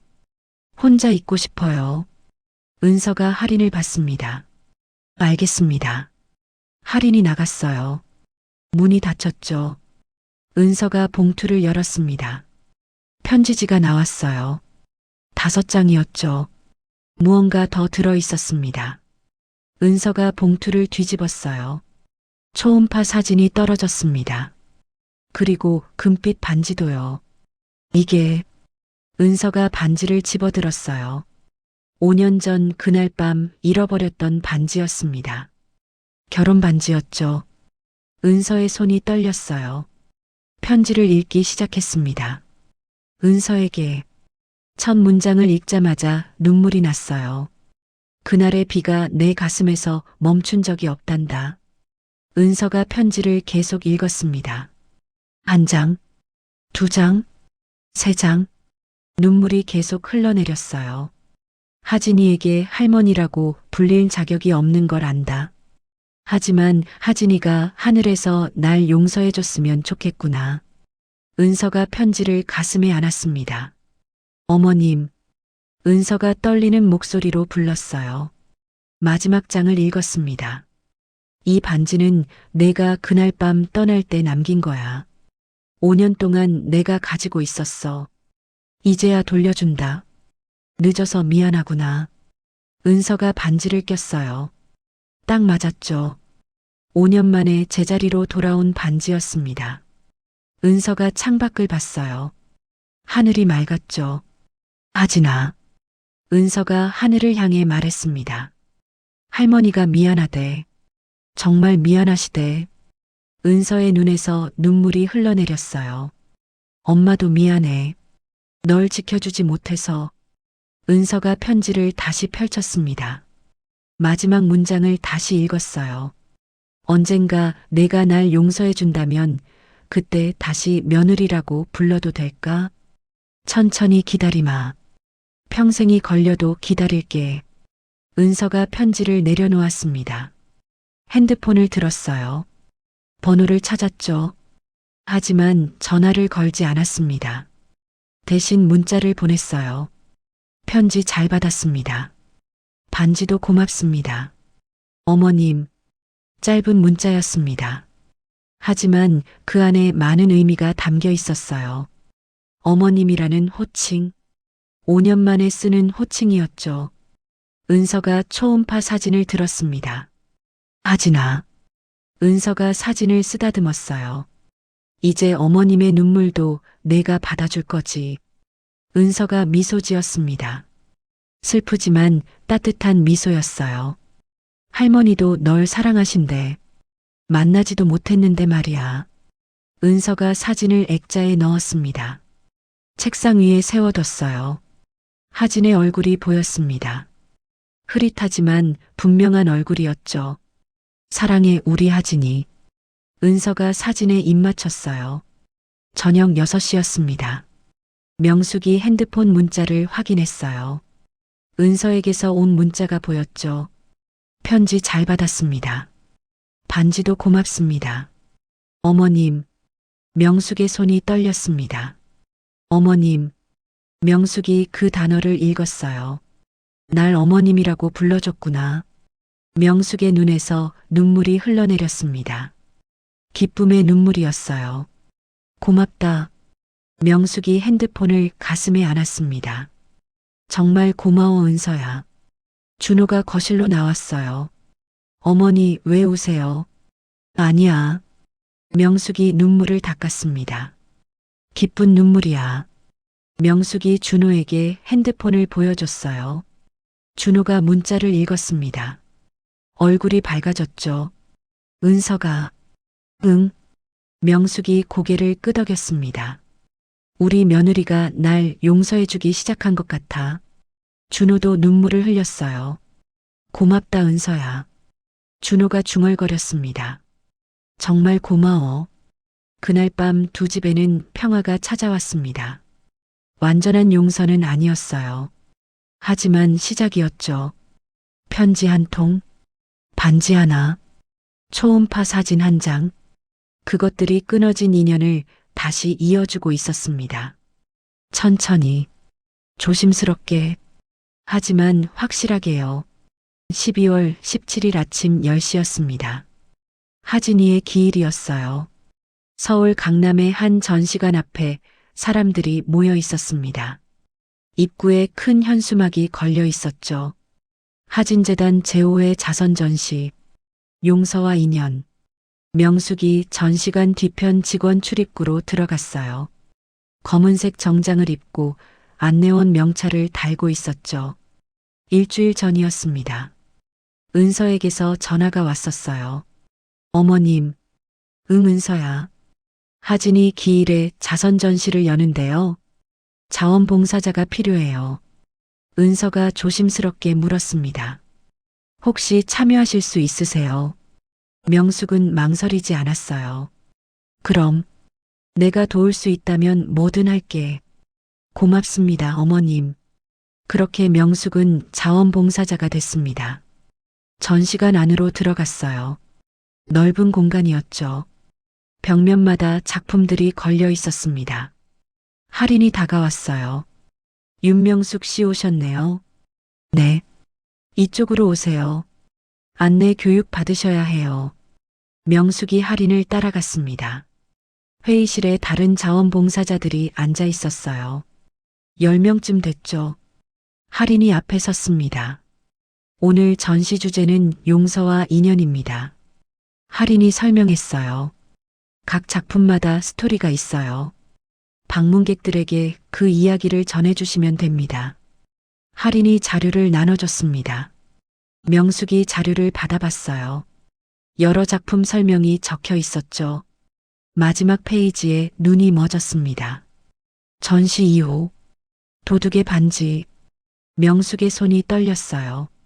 이 작품은 특별합니다. 할인이 말했습니다. 도둑으로 오해받은 한 여인의 이야기예요. 그리고 그 오해가 어떻게 용서로 바뀌었는지를 보여주죠. 명숙이 자료를 읽었습니다. 유리 진열장 안에 2개의 금반지가 놓여 있다. 하나는 시어머니의 것, 하나는 며느리의 것. 5년 동안 떨어져 있던 두 반지가 이제 다시 만났다. 명숙의 눈에 눈물이 맺혔어요. 윤명숙 씨, 할인이 명숙을 불렀습니다. 이 작품 안내를 맡아주실 수 있으세요? 명숙이 할인을 봤어요. 할인이 미소 짓고 있었죠. 제가요. 네. 대표님께서 부탁하셨어요. 명숙이 고개를 끄덕였습니다. 할게요. 오후 1시였습니다. 전시회가 시작됐어요. 입구가 열리자 사람들이 들어왔죠. 명숙이 전시 2호 앞에 섰습니다. 유리 진열장이 있었어요. 작은 조명이 안을 비추고 있었죠. 유리 안에 붉은 벨벳 천이 깔려 있었습니다. 그 위에 2개의 금반지가 나란히 놓여 있었어요. 왼쪽 반지는 심플했습니다. 명숙이 결혼할 때 받은 반지였죠. 오른쪽 반지는 안쪽에 글씨가 보였어요. 준호은서 영원히. 명숙이 진열장을 바라봤습니다. 가슴이 뭉클했어요. 저기요. 한 중년 여성이 다가왔습니다. 이 작품 설명 좀 들을 수 있을까요? 네, 그럼요. 명숙이 미소 지었어요. 이 작품 제목은 도둑의 반지입니다. 명숙이 설명을 시작했습니다. 5년 전에 한 시어머니가 있었어요. 돈이 사라지자 며느리를 도둑으로 몰았죠. 사람들이 하나둘 모여들었어요. 임신 8개월이던 며느리를 빗속에 쫓아냈습니다. 그날 밤 며느리는 아이를 잃었어요. 사람들이 놀란 표정을 지었습니다. 하지만 진실은 달랐어요. 돈을 가져간 건 시어머니의 아들이었죠. 며느리는 아무 잘못이 없었습니다. 명숙의 목소리가 떨렸어요. 시어머니는 5년 동안 후회하며 살았어요. 그리고 며느리를 다시 만났죠. 명숙이 진열장을 가리켰습니다. 왼쪽 반지는 시어머니의 것입니다. 오른쪽은 며느리의 것이고요. 그래서 어떻게 됐어요? 누군가 물었습니다. 용서받았나요? 명숙이 잠시 멈췄어요. 눈물이 날 것 같았죠. 천천히 용서받고 있습니다. 명숙이 말했습니다. 완전한 용서는 아니에요. 하지만 시작했죠. 와, 감동적이네요. 여자가 말했습니다. 근데 왜 제목이 도둑의 반지예요? 명숙이 미소 지었어요. 도둑은 없었거든요. 명숙이 천천히 말했습니다. 있었던 건 오해뿐이었어요. 사람들이 고개를 끄덕였어요. 그럼 시어머니는 지금 어떻게 지내요? 여기 있습니다. 명숙이 자신을 가리켰어요. 제가 그 시어머니예요. 사람들이 놀라 명숙을 봤습니다. 진짜요? 네. 명숙이 고개를 끄덕였습니다. 제가 며느리를 쫓아낸 사람이에요. 그리고 손주를 잃게 한 사람이고요. 사람들이 숙연해졌어요. 후회하세요? 한 남자가 물었습니다. 매일 후회합니다. 명숙이 대답했어요. 하지만 후회만으로는 부족하죠. 그래서 여기 서 있어요. 제 잘못을 고백하고 참회하려고요. 며느리분은 용서하셨어요. 천천히 용서해주고 있어요. 명숙이 미소 지었습니다. 저는 평생 기다릴 겁니다. 사람들이 박수를 쳤어요. 명숙이 고개를 숙였죠. 오후 4시였습니다.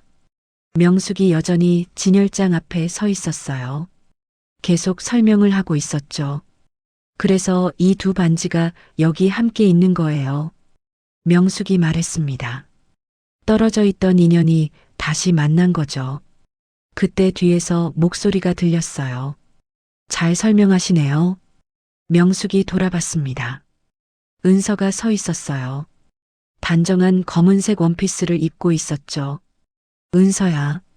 명숙이 반갑게 말했습니다. 어머님. 은서가 다가왔어요. 수고 많으셨어요. 아니야. 당연한 일을 한 거지. 은서가 진열장을 봤습니다. 두 반지가 잘 어울리죠. 응. 명숙도 진열장을 봤어요. 마치 원래 한 쌍이었던 것처럼. 맞아요. 은서가 미소 지었습니다. 원래 한 쌍이었어요. 시어머니와 며느리니까요. 명숙의 눈에 눈물이 맺혔어요. 고마워. 뭐가요? 날 용서해줘서. 은서가 명숙의 손을 잡았습니다. 아직 완전히는 아니에요. 은서가 솔직하게 말했어요. 하지만 노력하고 있어요. 어머님도 노력하시잖아요. 응. 명숙이 고개를 끄덕였습니다. 평생 노력할게. 두 사람이 진열장을 함께 봤어요. 두 개의 반지가 조명 아래서 빛나고 있었습니다. 저기 보세요. 은서가 말했습니다. 반지 사이에 뭔가 보여요. 명숙이 자세히 봤어요.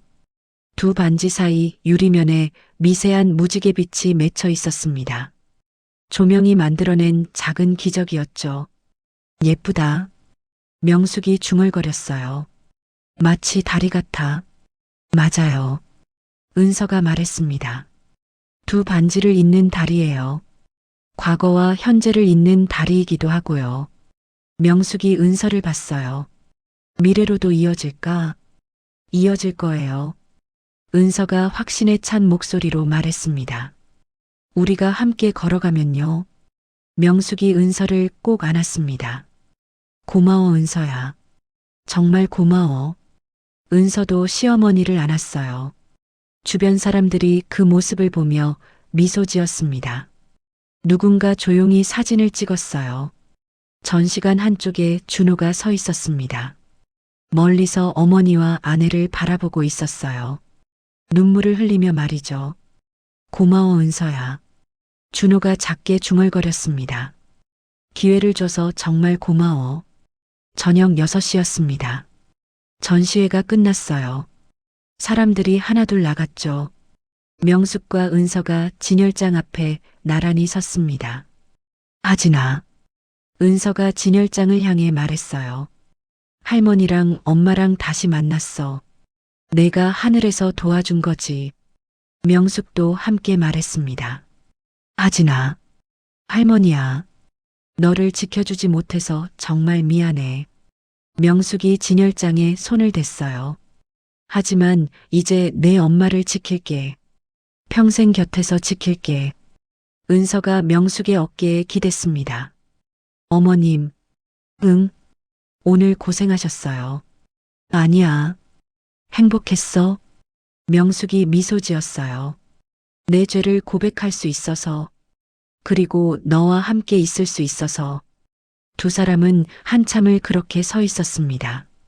진열장 속 두 반지가 조용히 빛나고 있었어요. 도둑의 반지. 하지만 진짜 도둑은 없었습니다.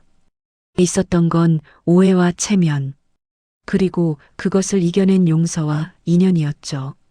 12월 21일 저녁 6시였습니다. 전시의 마지막 날이었어요. 명숙이 전시관 안을 정리하고 있었습니다. 일주일 동안 자원봉사를 했죠. 매일 도둑의 반지 앞에 서서 사람들에게 자신의 이야기를 했어요. 처음엔 힘들었습니다. 부끄러웠죠. 하지만 점점 편해졌어요. 고백하는 게 치유가 된다는 걸 알았습니다. 윤명숙 씨, 할인이 다가왔어요. 일주일 동안 정말 수고하셨어요. 아니에요. 제가 감사하죠. 명숙이 미소 지었습니다. 제 죄를 고백할 기회를 줘서요. 대표님이 기다리고 계세요. 할인이 말했습니다. 3층 사무실로 올라가시겠어요? 은서가요. 네. 명숙이 고개를 끄덕였어요. 알겠습니다. 엘리베이터를 타고 3층으로 올라갔습니다. 복도를 지나 은서의 사무실 문을 두드렸어요. 들어오세요. 안에서 은서의 목소리가 들렸습니다. 명숙이 문을 열었어요. 은서가 책상 앞에 앉아 있었습니다. 그런데 혼자가 아니었어요. 준호가 창가에 서 있었죠. 준호야. 명숙이 놀라 아들을 봤습니다. 어머니. 준호가 고개를 숙였어요. 은서가 일어섰습니다. 앉으세요, 어머님. 은서가 소파를 가리켰어요. 명숙이 앉았습니다. 은서도 옆에 앉았죠. 준호는 맞은편에 앉았어요. 왜 불렀니? 명숙이 물었습니다. 드릴 말씀이 있어서요. 은서가 대답했어요. 잠시 침묵이 흘렀습니다. 은서가 먼저 입을 열었어요. 일주일 동안 어머님을 지켜봤어요. 은서가 말했습니다. 전시장에서 사람들에게 이야기하시는 걸 봤어요. 숨지 않고 정직하게 말씀하시더라고요. 명숙이 고개를 숙였어요. 당연한 일을 한 거죠. 아니에요. 은서가 고개를 저었습니다. 쉽지 않은 일이에요. 자신의 잘못을 낯선 사람들 앞에서 고백하는 건요. 은서가 명숙의 손을 잡았어요. 어머님은 용기 있으세요. 명숙의 눈에 눈물이 맺혔습니다. 고마워. 은서가 준호를 봤어요. 준호 씨도 한 말씀 하세요. 준호가 고개를 들었습니다. 눈이 붉었어요.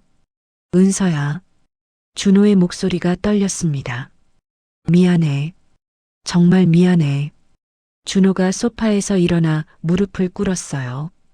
은서야. 명숙도 놀라 아들을 봤습니다. 준호야 일어나. 안 돼요 어머니. 준호가 고개를 저었습니다. 제가 해야 할 일이에요. 준호가 은서를 봤어요. 5년 전 그날. 내가 비겁했어. 준호의 목소리가 잠겼습니다. 돈을 가져간 게 나인데 말하지 못했어. 어머니가 널 쫓아낼 때도 막지 못했어. 준호가 눈물을 흘렸어요. 내가 용기를 냈다면, 그날 진실을 말했다면, 너와 하진이를 잃지 않았을 텐데, 준호가 바닥에 이마를 댔습니다. 용서해줘. 제발 용서해줘. 은서가 일어섰어요. 준호 앞에 쪼그려 앉았죠. 일어나요, 준호 씨. 은서가 남편의 팔을 잡았습니다. 일어나세요. 준호가 고개를 들었어요. 얼굴이 눈물범벅이었죠. 용서할 수 없어도 괜찮아. 준호가 말했습니다. 하지만 이것만은 알아줘. 널 사랑했어. 지금도 사랑해. 은서의 눈에서도 눈물이 흘러내렸습니다. 알아요. 은서가 작게 말했어요. 저도 알아요. 은서가 준호를 일으켜 세웠습니다. 하지만 사랑만으로는 부족했어요. 은서가 솔직하게 말했습니다. 용기가 필요했어요. 진실이 필요했죠. 미안해. 이제 됐어요. 은서가 준호의 눈물을 닦아줬어요. 이제 진실을 말해줬잖아요. 명숙이 두 사람을 보며 조용히 울고 있었습니다. 은서가 명숙에게 다가왔어요. 어머님, 응, 말씀드릴 게 있어요. 은서가 명숙 앞에 앉았습니다. 처음엔 어머님을 용서할 수 없었어요. 은서가 말했습니다. 증오했어요. 밤마다 그날 밤을 떠올리며 울었죠. 명숙이 고개를 떨굴 수 없었어요. 하지만 시간이 지나면서 깨달았어요. 은서가 계속 말했습니다. 증오는 나를 더 아프게 할 뿐이라는 걸요. 그래서 하진재단을 만들었어요. 은서가 미소 지었어요. 하진이를 기억하면서 다른 아이들을 도우려고요. 고마워. 명숙이 떨리는 목소리로 말했습니다. 하진이를 그렇게 아름답게 기억해줘서. 그런데 어머님을 보면서 또 깨달았어요. 은서가 말했습니다. 어머님도 피해자셨다는 걸요. 명숙이 놀라 은서를 봤어요. 체면과 자존심에 갇혀 계셨던 거예요. 그게 어머님을 망쳤죠. 은서가 명숙의 손을 잡았습니다. 내가 훔친 건 돈이 아니라 너의 삶이었구나. 명숙이 떨리는 목소리로 말했어요. 그리고 하진이의 생명도. 아니에요. 은서가 고개를 저었습니다. 어머님만의 잘못이 아니에요. 우리 모두의 잘못이었어요. 은서가 준호를 봤어요. 준호 씨의 침묵, 제 순진함, 어머님의 체면. 은서가 다시 명숙을 봤습니다. 그 모든 게 모여서 비극이 된 거예요. 명숙이 은서를 꼭 안았습니다. 고마워. 그렇게 생각해줘서. 두 사람이 한참을 안고 있었어요. 명숙이 먼저 몸을 떼었습니다. 은서야, 내 어머님, 나한테 기회를 줄 수 있겠니? 명숙이 조심스럽게 물었어요. 다시 시어머니가 될 기회를요. 은서가 잠시 침묵했습니다. 그리고 천천히 고개를 끄덕였어요. 이제 어머니도 우리 가족이에요. 은서가 미소 지었습니다.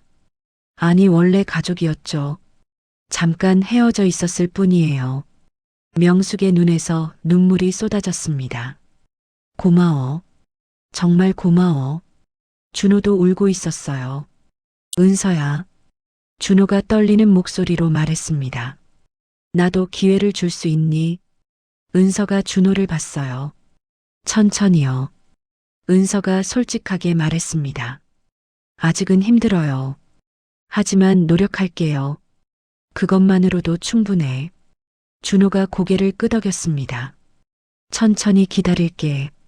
세 사람이 서로를 바라봤어요. 5년 만에 다시 만난 가족이었습니다. 1층으로 내려갈까요? 은서가 말했습니다. 도둑의 반지를 마지막으로 보고 싶어요. 좋아. 명숙이 일어섰어요. 세 사람이 함께 1층 전시관으로 내려갔습니다. 도둑의 반지 진열장 앞에 섰어요. 두 개의 금반지가 나란히 놓여 있었습니다. 참 예쁘네요. 은서가 말했습니다. 두 반지가 함께 있으니까요. 명숙이 진열장에 손을 댔어요. 응, 원래 함께였어야 했는데. 명숙의 눈에서 눈물이 떨어졌습니다. 반지 위로 떨어진 눈물이 유리를 타고 흘렀어요. 은서의 눈에서도 눈물이 떨어졌습니다. 두 사람의 눈물이 유리 위에서 만났어요. 그 순간이었습니다.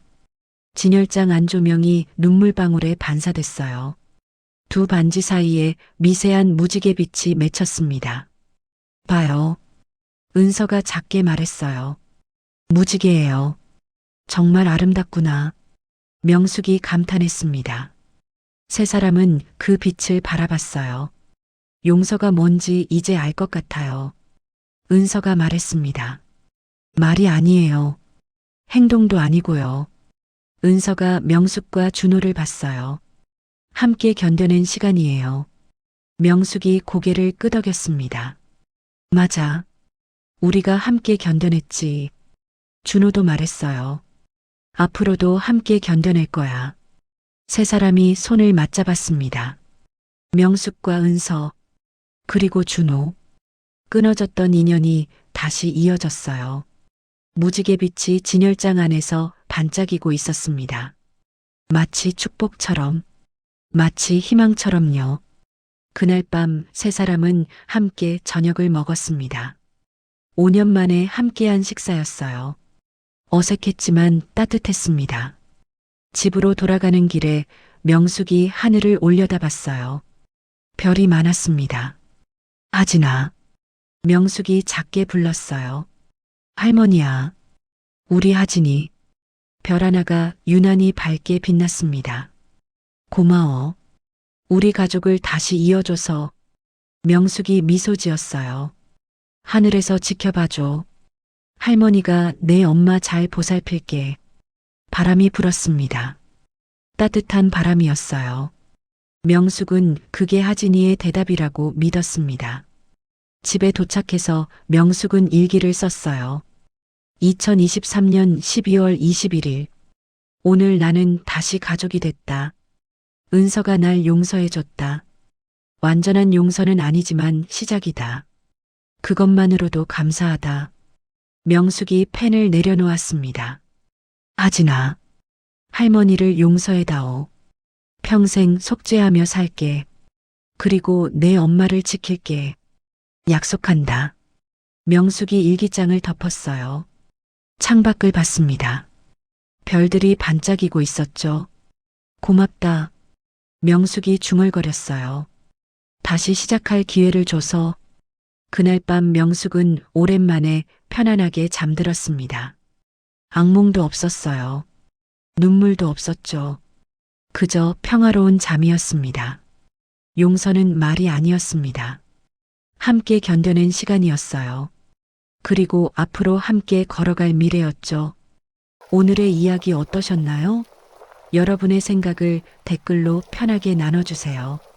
구독과 좋아요, 그리고 알림 설정 또한 감사드립니다. 저의 작은 채널이 여러분에게 조금이나마 위로와 감동이 되었다면 좋겠습니다. 어디서 보고 계신지 댓글 남겨주시면 더욱 반가운 마음으로 인사드리겠습니다. 오늘도 시청해주시고 구독해주신 한 분 한 분께 깊은 감사를 드려요. 구독자분들의 인생에 행복과 기쁨을 드리고자 노력하는 사연각시였습니다.